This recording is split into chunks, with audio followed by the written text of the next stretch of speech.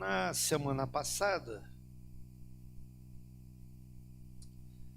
nós paramos lá no verso 16 e estávamos falando sobre o poder do Evangelho, né? O poder do Evangelho.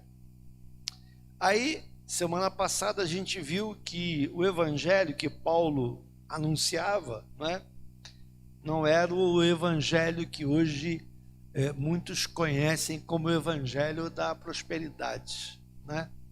Ou teologia da prosperidade, etc. Né? E a gente viu isso na semana passada. Vimos que o Evangelho da prosperidade é um falso evangelho, que o Evangelho da prosperidade é o Evangelho antropocêntrico, homem, centro, o homem como centro do Evangelho, quando o Evangelho precisa ser cristocêntrico, ou seja, está centrado em Cristo, não é? E aí hoje, dando continuidade, eu cheguei a anunciar na terça-feira passada, né, o que nós começaríamos a estudar hoje.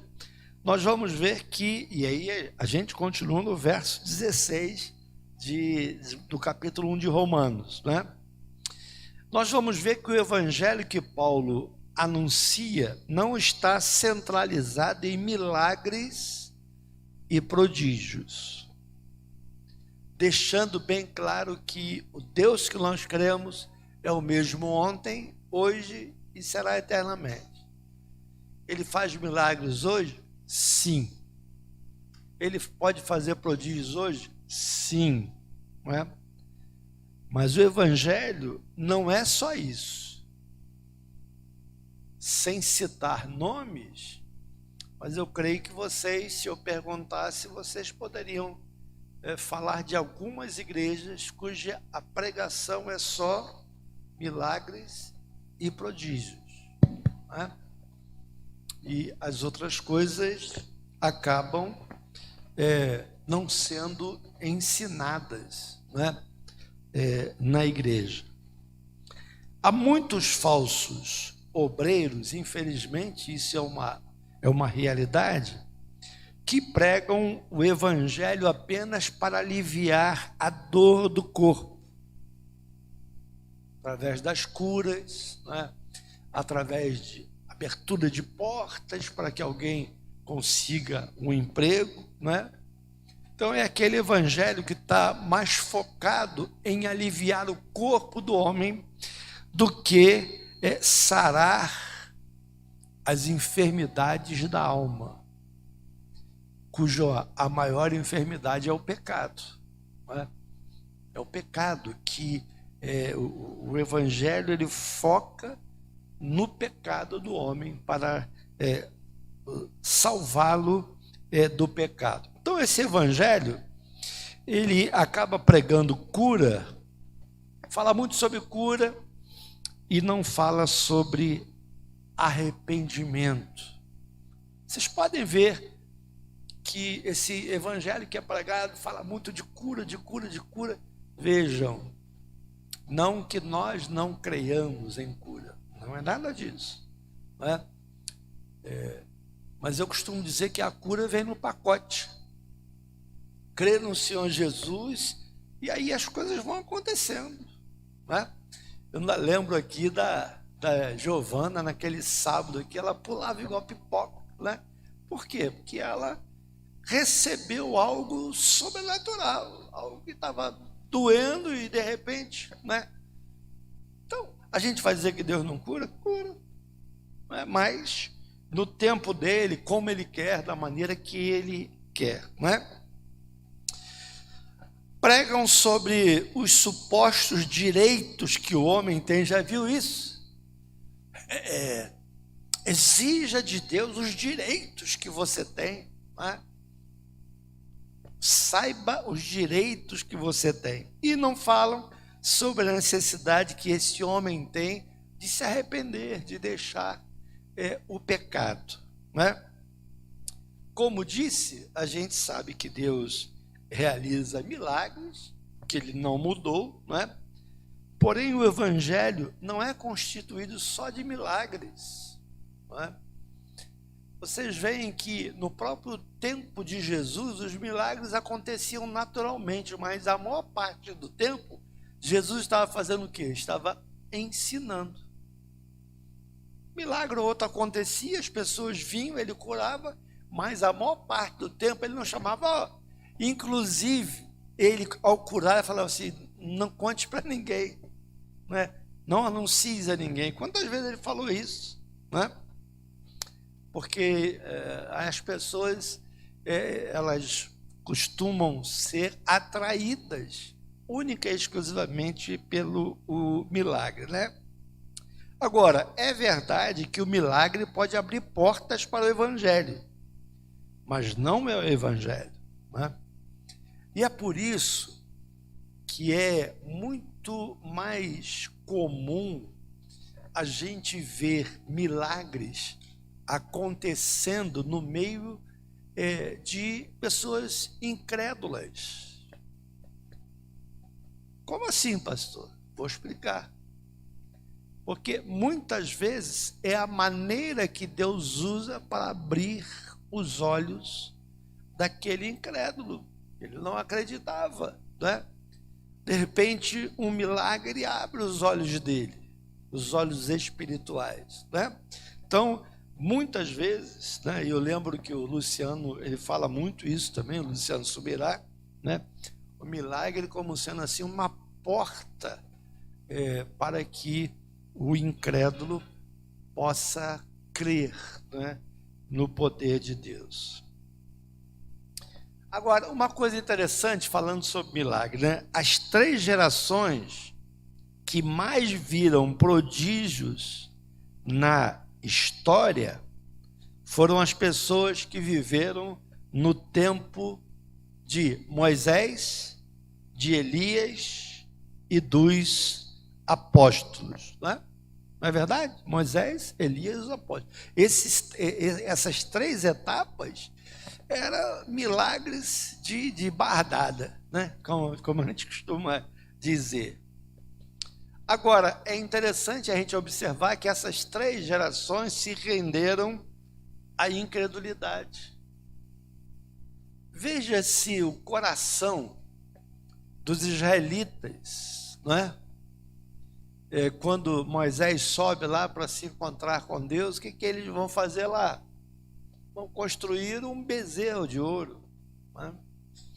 A incredulidade deles, vendo a maneira como eles foram arrancados do Egito, a maneira como eles atravessaram a seco o Mar Vermelho, como os soldados do Egito morreram afogados, mas eles eram tão incrédulos que todos aqueles com mais de 20 anos que saíram do Egito, os israelitas com mais de 20 anos que saíram do Egito, morreram no deserto, com exceção de Moisés, Josué e Calebe.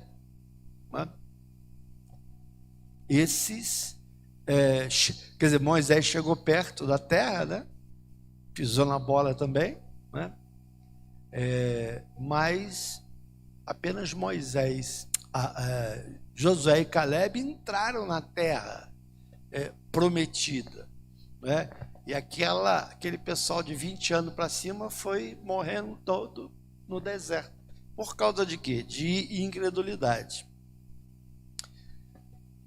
Nós percebemos pelo ensino do Evangelho que Jesus não veio ao mundo apenas com o propósito de aliviar a dor do corpo. Esse não é um propósito único, embora muitas vezes ele tenha feito isso, né? Mas ele veio para salvar o homem do pecado e da ira vindoura, a ira de Deus, né? A missão principal de Jesus foi morrer na cruz por causa de pecados. Olha o alvo do Evangelho, por causa de pecados, né? E também ressuscitou dentre os mortos para nos trazer salvação. Não é? Salvação. Agora, em terceiro lugar, não é? A gente já viu que o evangelho que Paulo anunciava não era o evangelho da prosperidade, não é o evangelho das curas e prodígios. E agora, em terceiro lugar, o evangelho que Paulo anunciava não é o evangelho do descompromisso com o senhorio de Cristo. Muito pelo contrário, né? Há muitas pessoas, até coloquei isso no meu Instagram um dia desse, há muitas pessoas que entram para a igreja, mas não nascem de novo. Entram para a igreja, se tornam membros da igreja, mas não nasceram de novo. E não é só, claro, que não é só aqui, seja qual for a igreja, qual for a denominação, não é?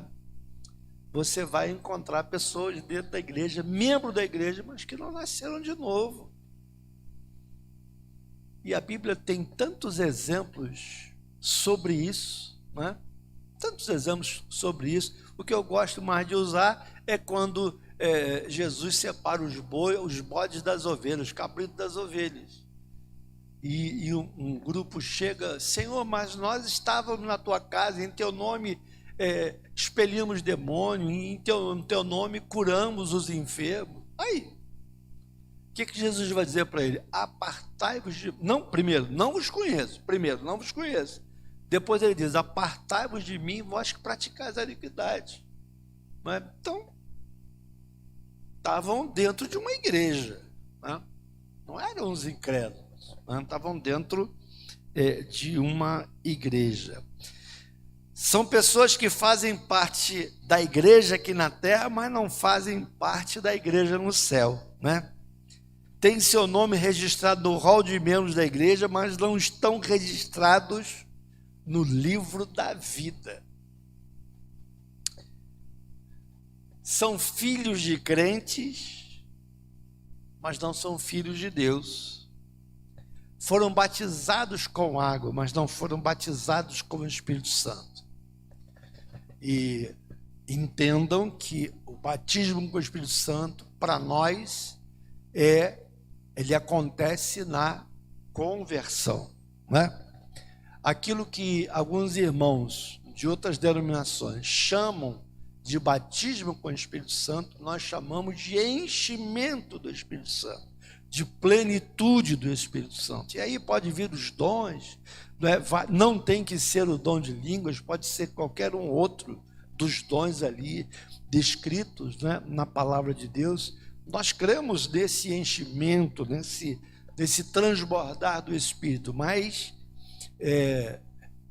o batismo do Espírito acontece na conversão, porque Paulo mesmo diz o seguinte: se alguém não tem o Espírito Santo, esse alguém não é de Deus, esse alguém não é crente, gente. Como é que você está na igreja? Você é batizado com o Espírito Santo? Por quê? Se você não fala em língua, você não é batizado com o Espírito Santo. Gente, quem não for batizado com o Espírito Santo não é crente. Não se converteu. Entendeu?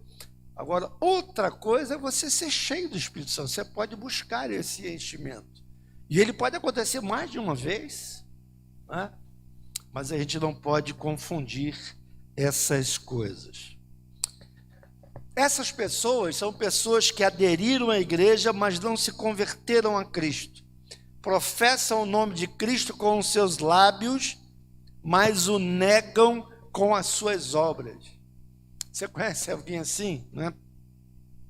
Alguém que se diz crente, alguém que se diz evangélico, mas as obras, as atitudes não batem com alguém que realmente nasceu de novo. Chamam Jesus de Salvador, mas não o obedecem como Senhor. São aquelas pessoas que dizem assim: eu sirvo Jesus do meu jeito. Isso é a maior hipocrisia que existe.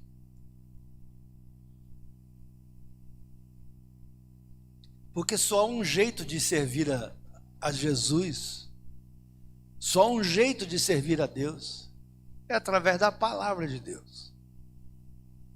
Então não tem o seu jeito. Você é Deus, né? Nós precisamos servir através da palavra de Deus. Essas pessoas desse tipo de evangelho, elas amam o mundo e as coisas que há no mundo. Elas não conseguem se desvencilhar do mundo. São amigos do mundo e com eles se conformam. A Bíblia diz que a amizade com o mundo constitui-se inimizade com Deus. Você não pode servir a dois senhores, né? Ou você agrada o mundo ou você agrada a Deus. Há muitas pessoas que não se convertem porque elas dizem assim: o que é que meus amigos vão pensar? Eu quero ver no dia da sua morte se o seu amigo vai estar lá para dizer assim: vem para o céu. Vem, ó, por causa da nossa amizade você vai para o céu. Mas nunca. Porque a Bíblia diz que só há um caminho, esse caminho é Jesus. E às vezes nós preferimos dar ouvidos aos amigos, aos parentes, né?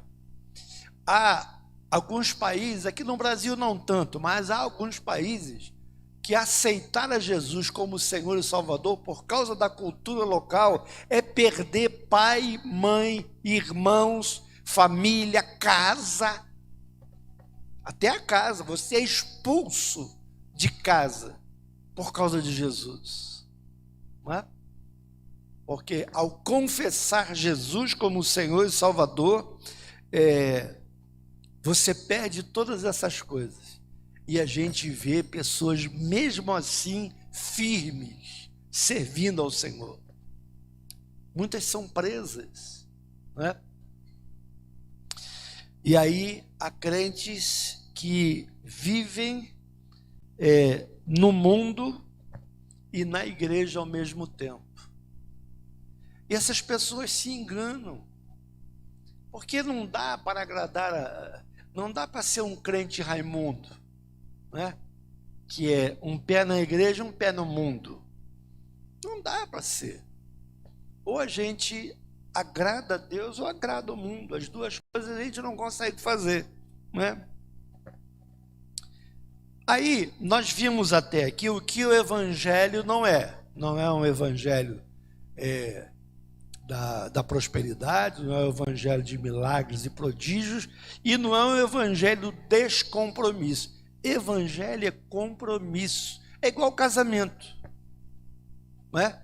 Você escolhe uma moça, escolhe um moço e você casa, e ali você assume um compromisso diante de Deus e dos homens, até que a morte nos venha separar. É compromisso. Então, você está namorando o mundo, mas quando você conhece a Jesus, você tem que abrir mão do mundo e servir a Jesus. É assim que funciona. Agora, vamos ver quais são as marcas e distintivos do verdadeiro evangelho. Como é que a gente pode identificar um verdadeiro evangelho? Até agora, a gente viu o que não é o evangelho de Cristo, né? Não é o evangelho que Paulo pregava. Agora a gente vai ver o evangelho que Paulo pregava. Em primeiro lugar, é um evangelho que tem um poder irresistível. Aí no verso 16, né? O evangelho é o poder de Deus, e Deus, a Bíblia diz que ele é onipotente. A Bíblia diz que Deus é onipotente, ele pode todas as coisas. Ninguém é capaz de resistir ao poder de Deus. A gente entende que Deus pode tudo quanto ele quer. Assim, o evangelho acaba sendo irresistível, né, ao coração do homem. E aí, Paulo diz assim: não me envergonhe do evangelho de Cristo. Quem é que vai se envergonhar de algo que é poderoso? Né?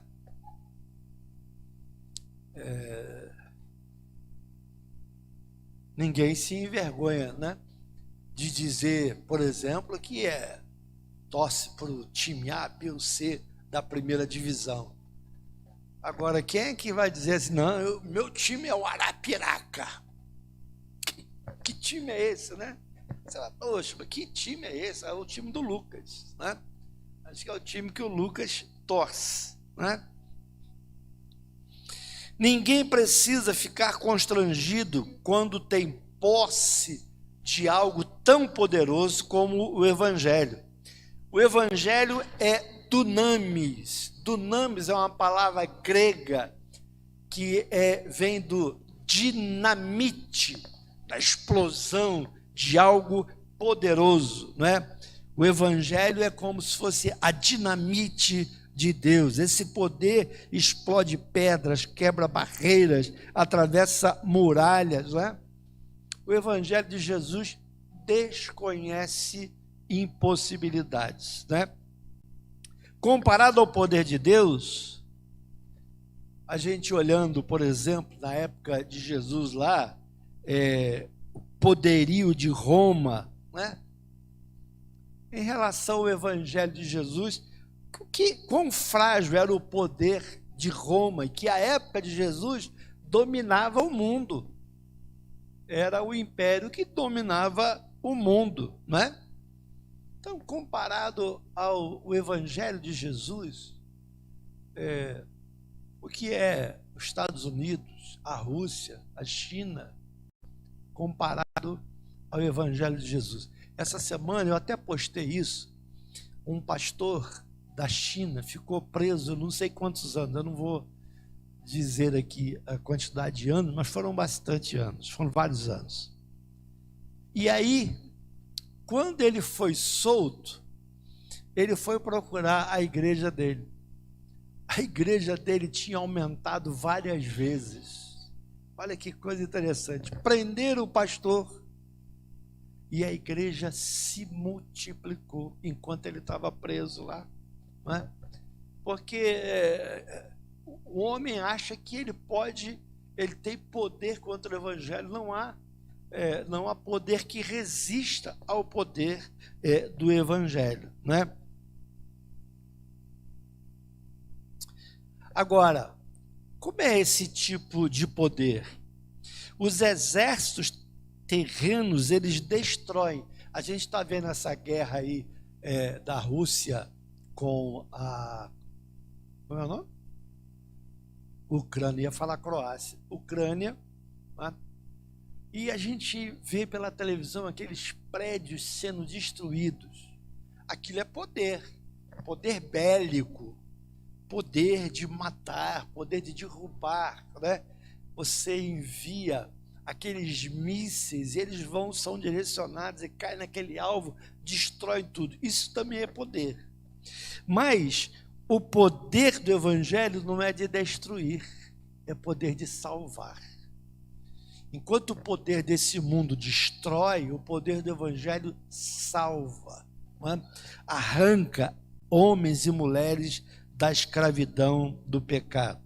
É o poder de Deus, o evangelho é o poder de Deus para a salvação.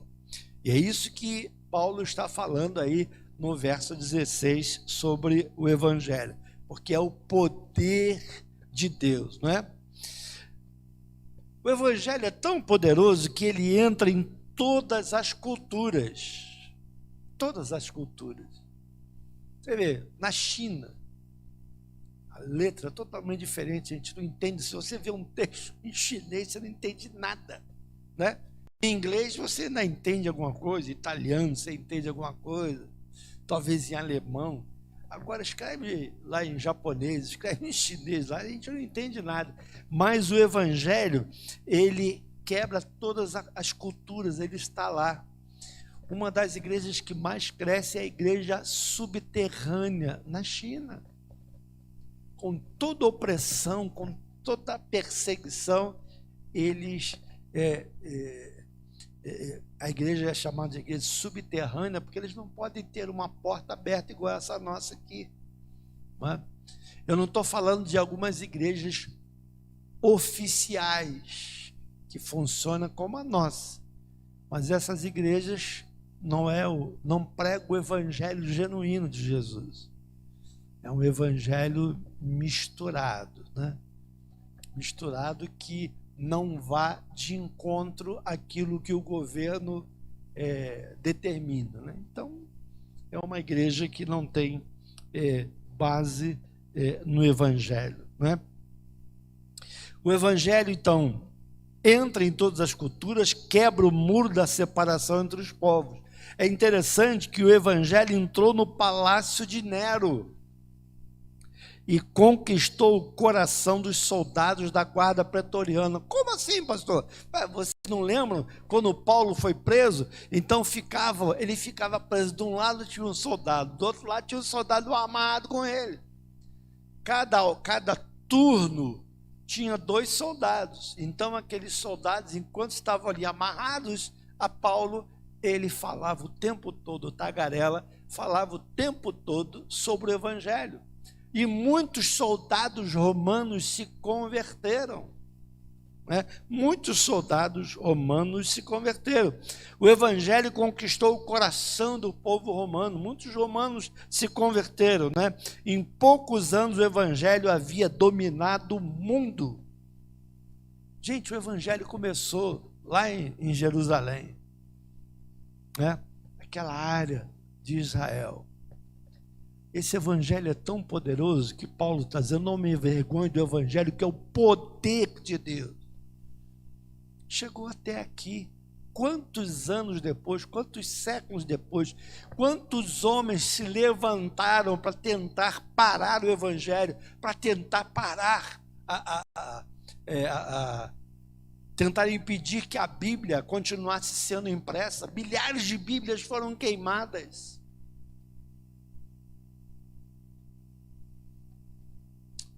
Não sei se você gosta dos Beatles, né? Mas os Beatles uma vez disseram que eles eram mais famosos que Jesus. O que é os Beatles hoje? Quem é Jesus hoje? Né?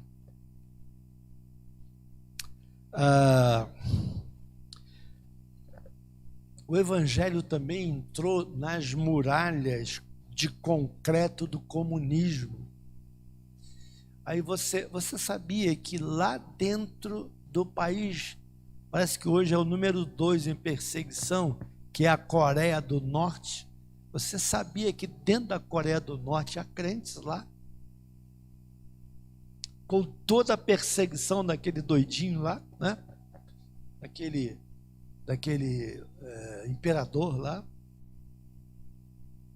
Há relatos de vários crentes, né, que têm que se reunir de maneira escondida.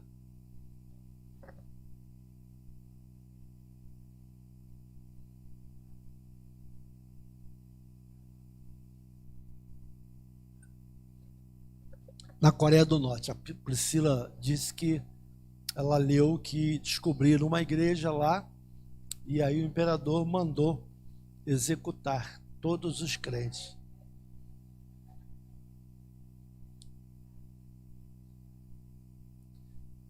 As mulheres e as crianças foram poupadas para serem usadas como escravo. Mas vejam, isso aí aconteceu lá em Roma, quando lançaram os cristãos, foram lançados aos leões. Tem alguns vídeos que a gente vê os cristãos sendo lançados. Claro que são vídeos, não são os originais. Naquela época, obviamente, não tinha nenhuma filmadora, né? Mas que retratam aquela situação que os crentes viveram. E o evangelho chegou até aqui. Por quê? Porque é o poder de Deus. É o poder de Deus, né? Que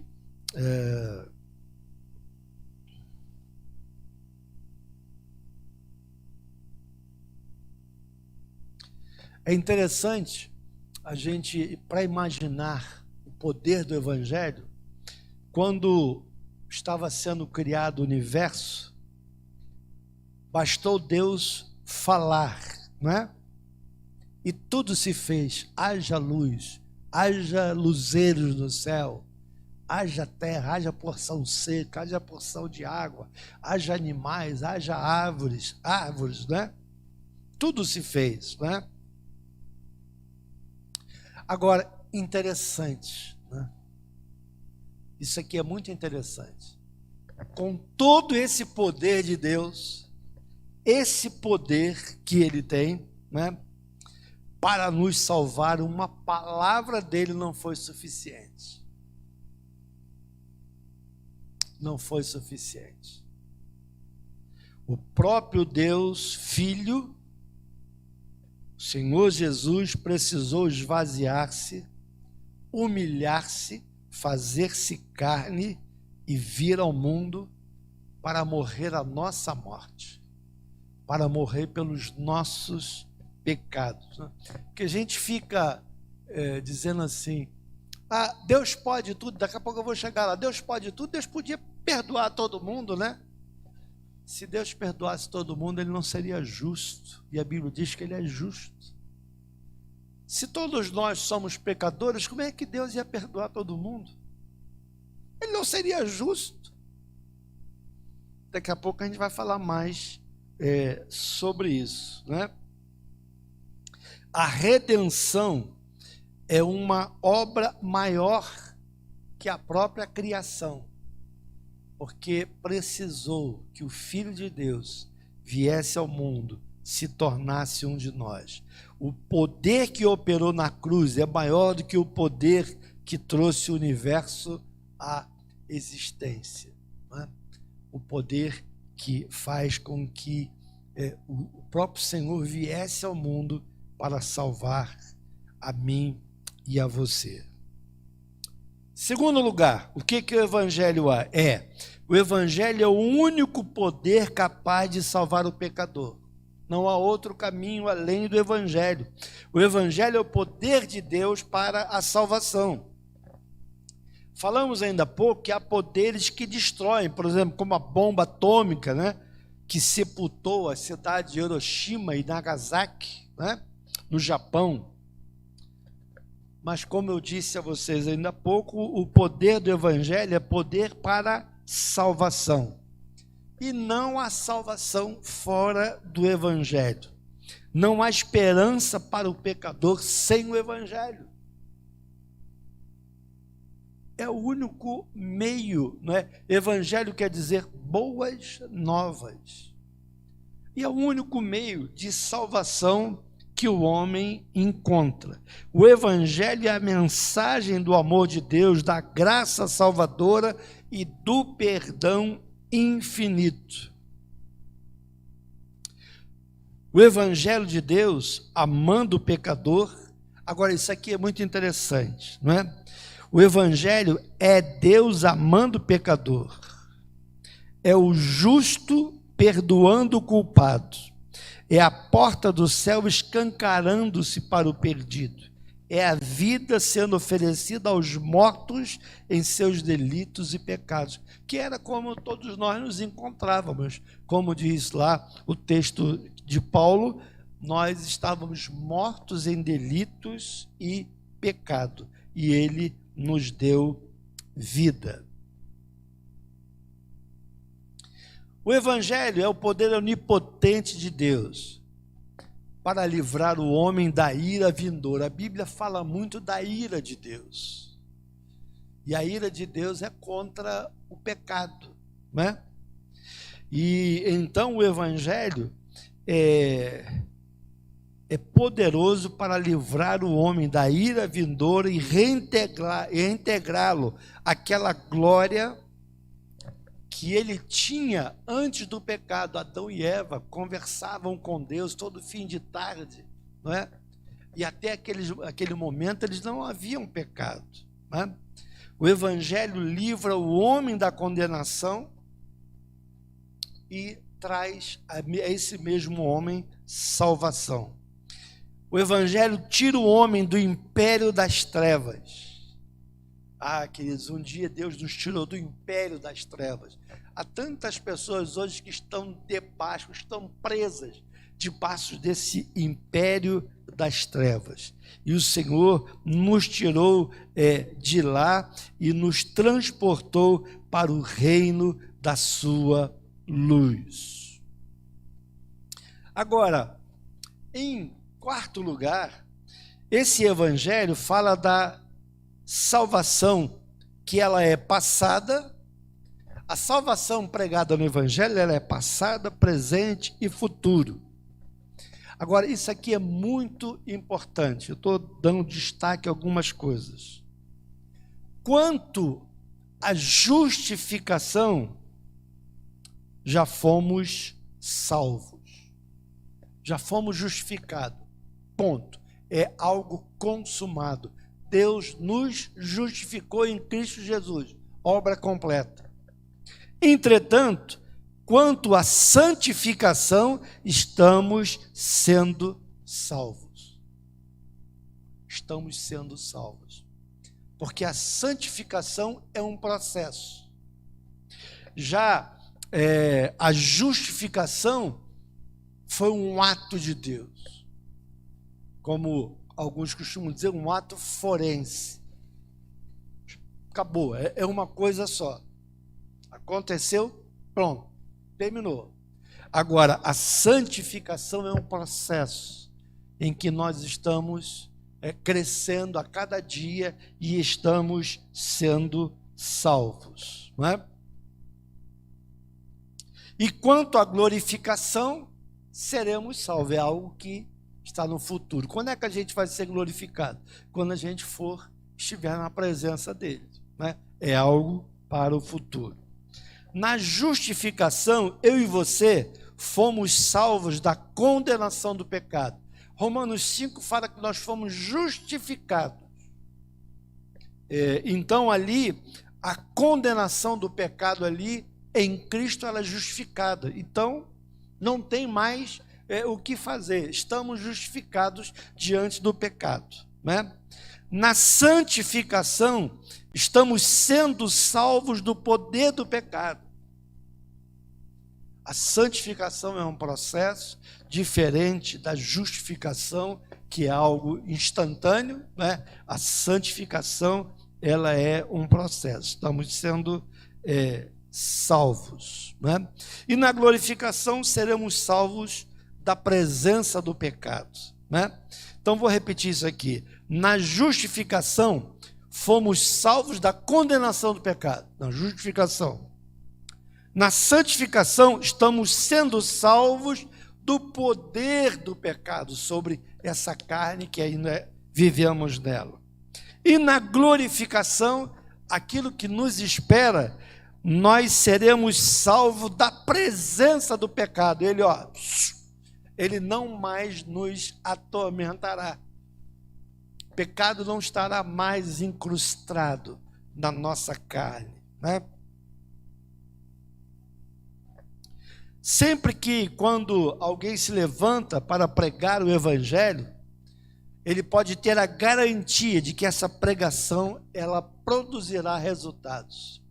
Pode não ser de imediato, mas ela há de produzir resultado. Por quê? Porque o evangelho é o poder de Deus.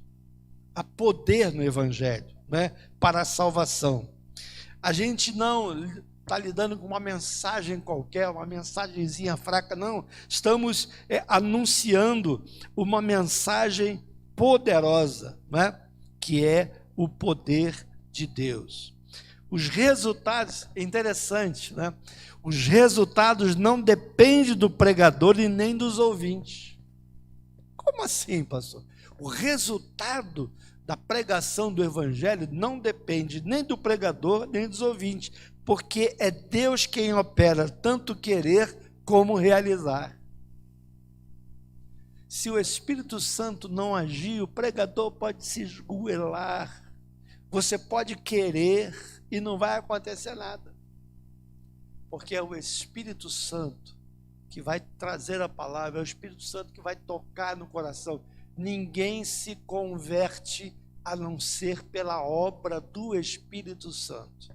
É por isso que há muitas pessoas que estão convencidas e não convertidas. Porque A Bíblia diz que, não que a gente vá julgar pessoas, mas a Bíblia diz que pelos frutos os conhecereis. Não é verdade?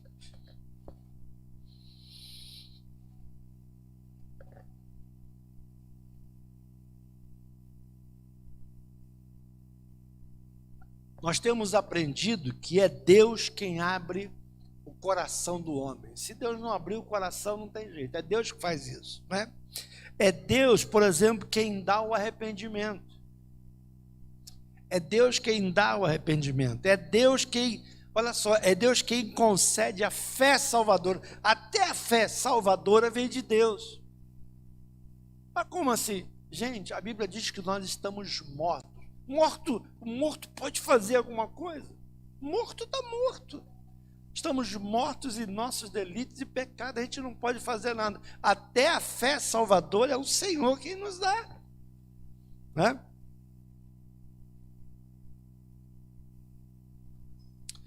É Deus quem regenera, quem faz a transformação. É Deus quem justifica. É Deus quem sela com o Espírito Santo. É Ele que santifica, é Ele que glorifica. Por fim, a salvação é obra exclusiva de Deus. Por fim desse parágrafo. Está acabando ainda não. Senão vocês vão falar, o pastor só falou que era por fim e continuou. Não, por fim desse parágrafo aqui, né? Irmãos, em relação ao Evangelho, há muitas pessoas, talvez vocês conheçam algumas, que buscam a salvação nas obras. Aí eu vou dar esmola, eu vou dar cesta básica, eu vou lá entregar a cesta básica lá para a Andréia, né? E eu vou ajudar os orfanatos, os abrigos de velhinho e tal, porque eu quero ser salvo. Vai para o inferno. Como assim, pastor? A pessoa fazendo essas coisas boas vai para o inferno? Vai. Como? Porque só há um caminho para a salvação, e esse caminho é Jesus. Não há outra coisa que alguém possa fazer. Paulo diz que se algum, ainda que um anjo pregue um outro evangelho seja anátema. Porque ninguém se salva por obras. A nossa salvação é pela graça de Deus. Pela graça sois salvos mediante a fé. Isso não vem de vós, é dom de Deus, dádiva de Deus. Outros estão procurando a salvação nos méritos, nos ritos sagrados, no alto sacrifício. Você já viu aquelas pessoas que pegam um chicote, né? E aí no final daquele ato de sacrifício, eles estão com as costas sangrando. Eles querem fazer aquilo como se aquilo fosse uma oferta, uma santificação. Aquilo para Deus não tem nenhum valor. Porque o sacrifício que tinha que ser feito, o Senhor já fez por nós. Né? Então, não tem mais o que fazer.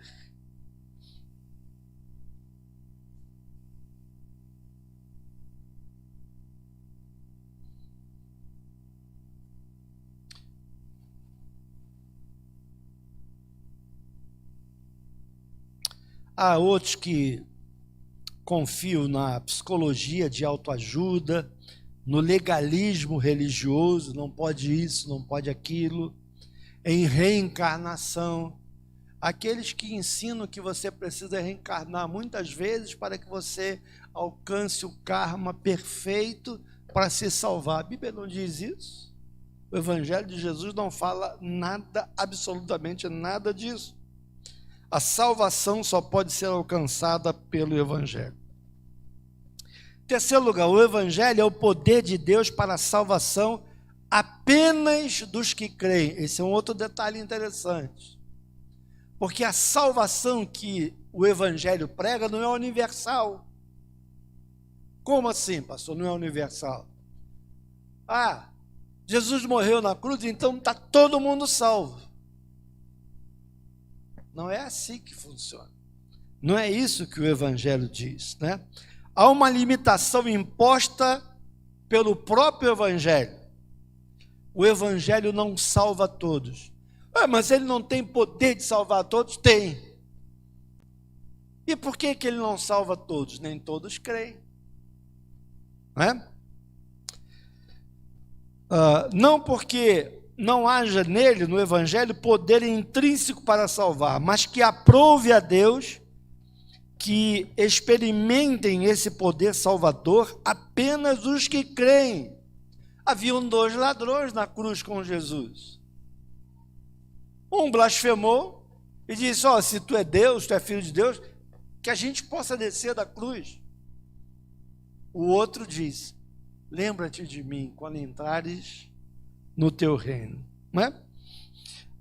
A fé é a condição da salvação. É por ela, pela fé, que recebemos esse presente, esse dom, que é a nossa salvação. E a fé vem por onde? Por ouvir a palavra, por ouvir o Evangelho. Né? A fé vem através do Evangelho. Entretanto, a salvação é universal, ou seja, destina-se a todo aquele que crê.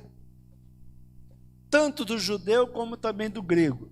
O que quer dizer grego? Quer dizer todo aquele povo que não é judeu, todas as etnias e povos que não são judeus. Então o Evangelho não é só para os judeus, não é só para uma etnia, para um povo, não. O Evangelho é a salvação universal, destina a todos os homens, não é? A salvação, ela é oferecida sem levar em conta raça, nacionalidade, idade, sexo, condição social ou grau de educação ou cultura, né?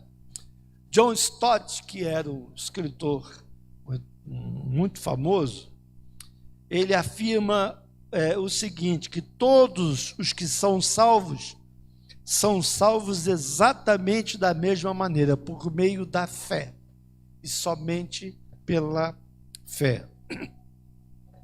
Concluímos destacando que a salvação nunca será pelas obras. A salvação do homem não tem nada a ver com merecimento humano. Eu não mereço ser salvo, eu fiz tantas coisas erradas, ninguém merece. A Bíblia diz que todos os pecados destituídos foram na glória de Deus, né? Mas a salvação é graça divina. A salvação não é alcançada como prêmio, mas recebida como um presente. Prêmio, a gente entende alguém que fez um esforço, conseguiu chegar em primeiro lugar e recebe o prêmio. Não. O presente não depende daquilo que você faz. Você ganha espontaneamente de graça. Não é o que fazemos para Deus, mas o que Ele fez por nós. A fé é o braço estendido de um mendigo para receber o presente de um rei. Muito bem. Aí terminamos o verso 16, né? Não me envergonhe do Evangelho de Cristo, porque é o poder de Deus. A gente foi estudar o que isso quer dizer, esse poder, né? E aí, na próxima terça, nós vamos para o verso 17, né? A eficácia do Evangelho, né? A eficácia do Evangelho, como o Evangelho é eficaz.